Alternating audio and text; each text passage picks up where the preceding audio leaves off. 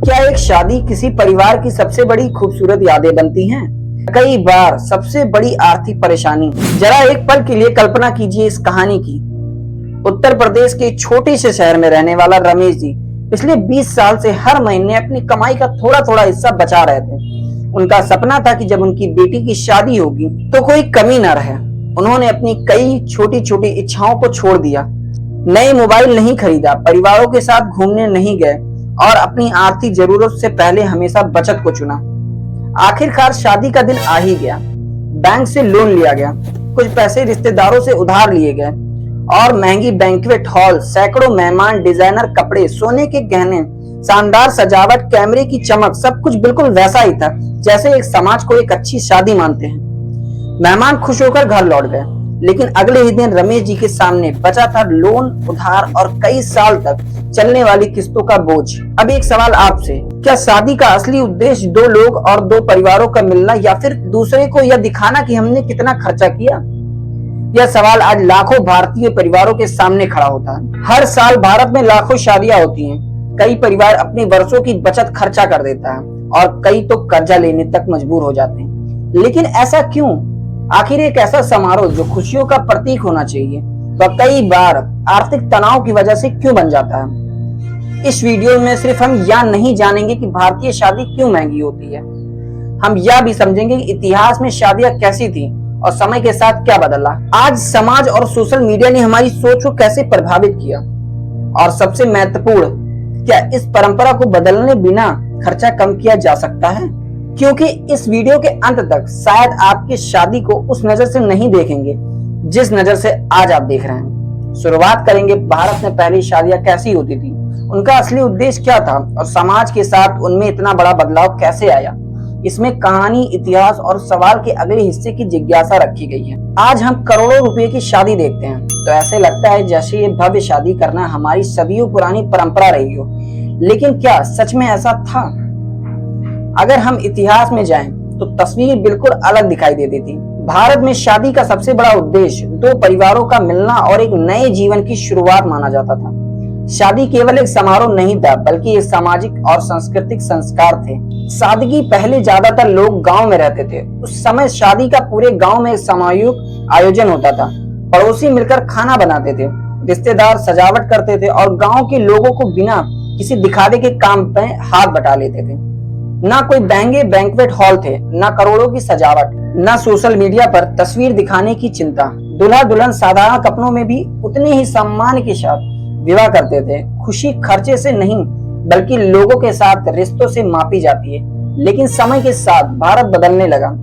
शहर बढ़े, लोगों की आय बढ़ी, नई नई सुविधाएं आई और शादियां भी धीरे धीरे बदलने लगी। पहले जहां परिवार अपनी क्षमता के अनुसार खर्चा करता था, वहीं अब कई जगह तुलना शुरू हो गई है।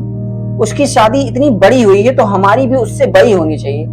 यहीं से दिखावे की दौड़ धीरे धीरे बढ़ने लगती है। लेकिन एक सवाल सोचिए, अगर पहले शादियों में भी रिश्ते मजबूत बनते थे तो आज लाखों रुपए खर्चे करने की जरूरत क्यों महसूस होती है? क्या हमारी खुशी बढ़ी है या फिर हमारा खर्चा? यही सवाल इतिहास से वर्तमान तक लेकर आता है। अब समझने की बारी आखिर आज है। भारत शादियां इतनी महंगी क्यों हुई है और इसके पीछे पैसा नहीं बल्कि समाज और मनोविज्ञान और हमारी सोच कैसे काम करती है।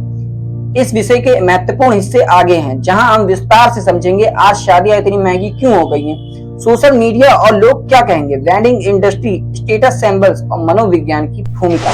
अब सबसे बड़ा सवाल, अगर पहले सादगी से शादियां हो जाती थी तो आज लाखों रुपये और कई बार करोड़ों रुपए खर्चे क्यों किए जाते हैं? इसका जवाब सिर्फ महंगाई नहीं है, इसके पीछे हमारी सोच, समाज और बाजार की, सोशल मीडिया और चारों का बड़ा योगदान।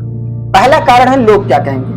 भारत में शादियां सिर्फ दो लोगों का मिलना नहीं बल्कि पूरे समाज के सामने अपनी परिवार की पहचान बनाई जाती है। कई बार परिवार अपनी खुशी से नहीं बल्कि दूसरों की उम्मीदों के हिसाब से खर्चा करते हैं। अगर किसी रिश्ते की शादी बड़े होटल में हुई है कि हमारी शादी उससे कम नहीं दिखनी चाहिए।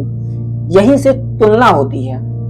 आखिर तुलना जितनी बढ़ती है खर्चा भी उतना ही बढ़ता है। लेकिन सोचिए, क्या लोग आपकी शादी को सालों तक याद रखेंगे या सिर्फ कुछ दिन बाद अपनी जिंदगी में व्यस्त हो जाएंगे? दूसरा कारण है सोशल मीडिया। आज इंस्टाग्राम, यूट्यूब और फेसबुक पर लाखों रुपए वेडिंग वीडियो दिखाई देते हैं। महंगी सजावट, डिस्टिंग wedding, film entry, drone, camera और लग्जरी कपड़े देखकर लोगों को लगता है कि यही एक परफेक्ट शादी है। लेकिन जो वीडियो कुछ मिनट में खत्म हो जाती है, उसके पीछे कई बार लाखों रुपए खर्चे होते हैं और कई परिवार उस तस्वीर के जैसी शादी करने की कोशिश में अपनी आर्थिक सीमा से बाहर चले जाते हैं। तीसरा कारण है वेडिंग इंडस्ट्री। आज शादी का एक महत्वपूर्ण बड़ा व्यवसाय बन चुका है। Wedding planner, banquet hall, catering design, कपड़े, मेकअप और photography, DJ, decoration, entry, effects, हर चीजें एक अलग अलग खर्चे बन गई हैं। यानी शादी अब सिर्फ एक रस्म नहीं रह गई, बल्कि एक पूरी परिवार की इंडस्ट्री बन चुकी है। चौथा कारण है स्टेटस सिंबल्स। कुछ लोगों के लिए महंगी शादी खुशी से ज्यादा नहीं, बल्कि अपनी आर्थिक स्थिति दिखाने का तरीका बन जाती है। उन्हें लगता है कि जितनी बड़ी शादी होगी, समाज में उतनी ही ज्यादा इज्जत होगी। लेकिन क्या इज्जत पैसे से खरीदी जा सकती है या अच्छे रिश्तों और व्यवहारों से मिलती है? इसका असर, सबसे ज्यादा असर मध्यम वर्गीय और गरीब परिवारों पर पड़ता है। कई लोग शादियों के लिए वर्षों की बचत खत्म कर देते हैं। कुछ बैंक से लोन लेते हैं और कुछ रिश्तेदारों से उधार लेते हैं और शादी के बाद कई साल तक ईएमआई भरते रहते हैं। सोचिए, जिस समारोह की याद खुशी देनी चाहिए, अगर वही कई साल तक आर्थिक बोझ बन जाए, तो क्या वह शादी सच में सफल कहलाएगी? यहीं से अगला और सबसे महत्वपूर्ण सवाल आता है, क्या इस समस्या का कोई समाधान है? क्या परंपरा और खुशी को बनाए रखते हुए भी शादी को सरल और समझदारी से किया जा सकता है? अब सवाल यह नहीं है कि शादी महंगी क्यों है, असली सवाल यह है, क्या हम इस सोच को बदल सकते हैं? जवाब है हाँ, लेकिन बदलाव की शुरुआत हमें खुद से करनी होगी। सबसे पहले हमें यह समझना होगा कि शादियों का उद्देश्य लोगों को प्रभावित करना नहीं होता, बल्कि दो लोग और दो परिवारों के नए सफर की शुरुआत करना होता है। जरा सोचिए, अगर कोई परिवार 20 या 30 लाख रुपए सिर्फ एक दिन में समारोह पर खर्चा करने के बजाय उसका एक हिस्सा अपने बच्चों की शिक्षा, घर खरीदना, व्यवसाय शुरू करना या भविष्य की बचत में लगाए, तो क्या वह फैसला आने वाली कई वर्षों तक ज्यादा फायदेमंद नहीं होगा? आज भारत में कई परिवार सादगी पूर्वक शादी कर रहे हैं। कुछ लोग सीमित मेहमान बुलाते हैं, स्थानीय भोजन रखते हैं और दिखावे के बजाय रिश्ते को महत्व देते हैं। ऐसे समारोह में खुशी कम नहीं होती, लेकिन आर्थिक बोझ जरूर कम हो जाती है। इसका मतलब यह नहीं है कि बड़ी शादी करना गलत है। अगर किसी परिवार के पास पर्याप्त साधन हो और वह अपनी इच्छा से खर्चा कर देता है, उसका व्यक्तिगत निर्णय है। समस्या तब होती है जब लोग सिर्फ समाज के दबाव या तुलना की वजह से अपनी क्षमता से ज्यादा खर्चा कर देते हैं। शायद हमें लोगों को यह सिखाना जरूरी है कि इज्जत महंगे बैंक्वेट हॉल, महंगी सजावट, लाखों रुपए खर्चे करने से नहीं मिलता। असली सम्मान ईमानदारी, अच्छे व्यवहार और मजबूत रिश्तों से मिलता है। अब एक आखिरी सवाल, अगर कल आपकी या आपकी परिवार में किसी की शादी हो, तो आप क्या चुनेंगे? एक दिन का दिखावा या पूरे आर्थिक जिंदगी की सुरक्षा? याद रखिए, शादी का सबसे सुंदर तस्वीर कैमरे में नहीं, बल्कि लोगों की यादों में बनती है। महंगे कपड़े पुराने हो जाते हैं, फूल भी मुरझा जाते हैं, सजावट भी हट जाती है, लेकिन प्यार, विश्वास और सम्मान जीवन भर साथ रहता है। अगर इस वीडियो ने आपको सोचने पर मजबूर किया हो, तो इसे अपने परिवार और अपने दोस्तों के साथ जरूर शेयर कीजिएगा। हो सकता है किसी एक छोटी सी सोच किसी परिवार की अनावश्यक कर्जे से बचा ले, क्योंकि शादी का असली कीमत पैसे से नहीं, बल्कि रिश्तों से तय होती है।